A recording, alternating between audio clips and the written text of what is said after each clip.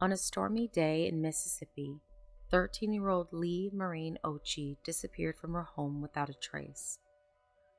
It was August 27, 1992, and Hurricane Andrew had just swept through the area.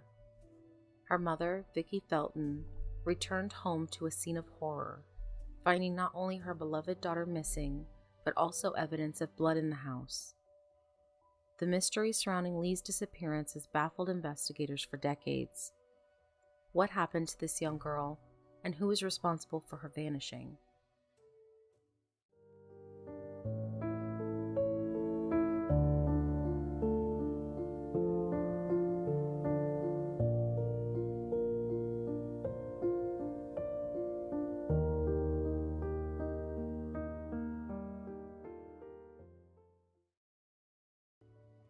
Leigh Occhi's life began in Honolulu, Hawaii on August 21, 1979, to Donald Occhi and Vicki Felton, both members of the United States Army. Her parents met while serving in California and got married in 1977, but their marriage fell apart and they divorced in 1981. Despite the distance, Leigh remained in touch with her father, who relocated to Germany. Meanwhile, she and her mother Vicki settled down in Tupelo, Mississippi, where Leigh attended school and lived a seemingly ordinary life. Leigh's mother Vicki had left her alone at home for the first time on the morning of August 27, 1992. Leigh was at home waiting for her grandmother to pick her up for an open house event at her school while her mother went to work. However, heavy storms caused by Hurricane Andrew were moving through the area, and Vicki was worried about Leigh's safety. She tried to call her daughter at 8:30 a.m., but there was no answer. Vicki made another attempt to contact Leigh before returning home, but there was still no response. Upon her return home, during the intensifying storm, Vicki's unease only grew stronger as she noticed the garage door was open and the light was on, indicating recent activity. To her dismay, she found one of the doors to the house unlocked, adding to her growing worry. Despite searching the house and surrounding areas, Leigh was nowhere to be found. Vicki combed through every room, calling out for her daughter with no response until she reached Leigh's room, where she discovered her daughter's cherished blanket crumpled on the floor. In a panic, she called 911 at approximately 9 a.m. and reported her daughter missing. Unfortunately, Leigh has not been seen since. The scene that greeted the police when they arrived at Leigh's house was a horrifying one. Although there were no signs of forced entry, it was evident that something terrible had happened inside. The walls, carpet, and bathroom countertop were all smeared with fresh, still wet stains of blood. A trail of blood led from the hallway to the living room and ended at the back door, and there were traces of blood and hair stuck to a door frame, suggesting that Leigh had hit her head on the way out. To add to the horror, one of Leigh's blood-stained nightgowns and her bra were found in her bedroom. It was the same nightgown that she had been wearing when her mother left for work that morning. It was evident that someone had made efforts to clean up the blood in the bathroom, but police couldn't find any used rags or towels anywhere.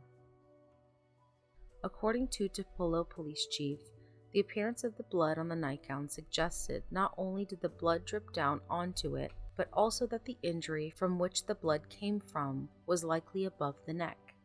The gruesome scene left investigators perplexed and desperate to find answers as to what had happened to Leigh. As the investigation deepened, authorities discovered that some of Leigh's belongings were also missing from the house. Her reading glasses, shoes, underwear, and a sleeping bag were nowhere to be found. The police searched the surrounding areas with the help of trained bloodhounds, but the weather conditions proved to be a formidable obstacle. Despite their best efforts, the dogs were unable to pick up a scent, leaving the search party at a loss for where to turn next. A month after Leigh vanished into thin air, something strange happened. A package containing her glasses arrived at her home. It was addressed to her stepfather, Barney Yarborough, but the street name on the envelope was misspelled, and it had twice the necessary number of stamps. The package was postmarked from Boonville, a town 30 miles away from Tupelo. Inside the envelope there were only the glasses. No message, no explanation, nothing. Police tried to gather any evidence from the envelope or the handwriting, but they came up empty-handed. Also, the stamps had been drenched in water, rendering any DNA evidence unusable. To this day, the identity of the person who mailed the glasses remains a mystery. The police believe that the package was a deliberate distraction, but from what they did not know. The police chief stated, quote, "There was no ransom letter or anything like that came with those glasses. It was just those glasses. You would think if it was an actual kidnapping, you would have expected a little more to come along with that," end quote. On September 4th, 1992, 8 days after Leigh's disappearance, an employee from a McDonald's restaurant in Boonville reported seeing a girl who had matched Leigh's description in the drive-thru. The sighting was investigated but later ruled out when it was determined that the child was not Leigh. The Clarion Ledger made a shocking announcement on November 9, 1993, 14 months after Leigh's mysterious disappearance, stating that a human skull found in a ditch near a soybean field had been positively identified by a Monroe County coroner through dental records.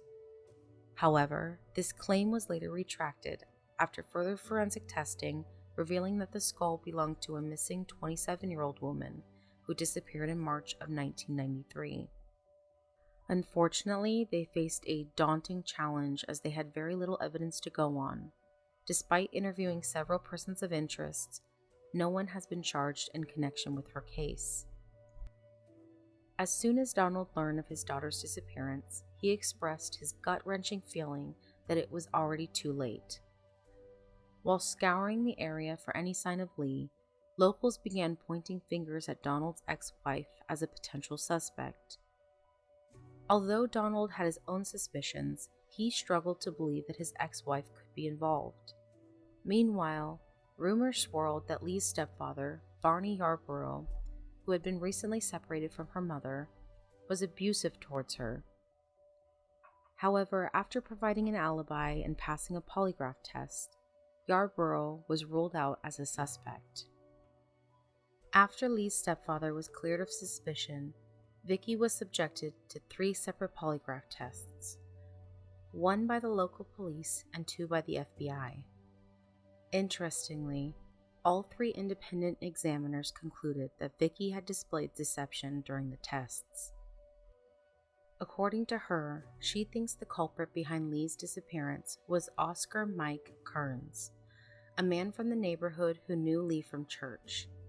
9 months after Occhi's disappearance, Kearns abducted a 9th grade girl he knew from a Tupelo church, took her to Memphis, Tennessee, and sexually assaulted her.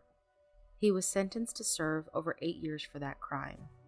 He was released early after serving only half of his sentence. After his release, Kearns went on to commit another kidnapping and rape, resulting in his subsequent conviction. In 2017, the chief stated his belief that Vicky was still considered a person of interest in her daughter's disappearance. He said, quote, "You still can't eliminate her. There are still too many unanswered questions for Vicky, and I don't know if that is unusual for somebody to go off to work and say, well, I just left Leigh and I'm going to call and check on her. Why check on her that soon after she had left?" End quote. The disappearance of Leigh Occhi remains one of the most baffling and heart-wrenching cases in Mississippi's history. Despite the countless hours of searching, the numerous leads that have been followed up on, and the technological advancements made since 1992, the fate of Leigh Occhi remains a mystery. However, the case has never been forgotten, and the investigative efforts continue to this day. The Tupelo Police Department still receives tips and information regarding Leigh's disappearance and are actively pursuing any leads that may come their way. The Occhi family has never given up hope and continues to fight for justice for Leigh, holding annual vigils to keep her memory alive and to remind the public that she is still missing. The case has also had a lasting impact on the Tupelo community and beyond, with many still haunted by the thought of a young girl disappearing without a trace. It has led to the changes in the way missing persons cases are handled and investigated, as well as renewed efforts to keep the public informed and involved in the search for missing persons. In the end, the mystery of what happened to Leigh Occhi will likely remain unsolved, but her story serves as a reminder of the importance of never giving up hope and of the continued need for justice and closure for families of missing persons. Leigh has been missing for some time now, and authorities are still searching for any information that may lead to her whereabouts. If you have any information, please contact the Tupelo Police Department at 662-841-6491 or the FBI at 202-324-3000. Your help could bring closure to her loved ones.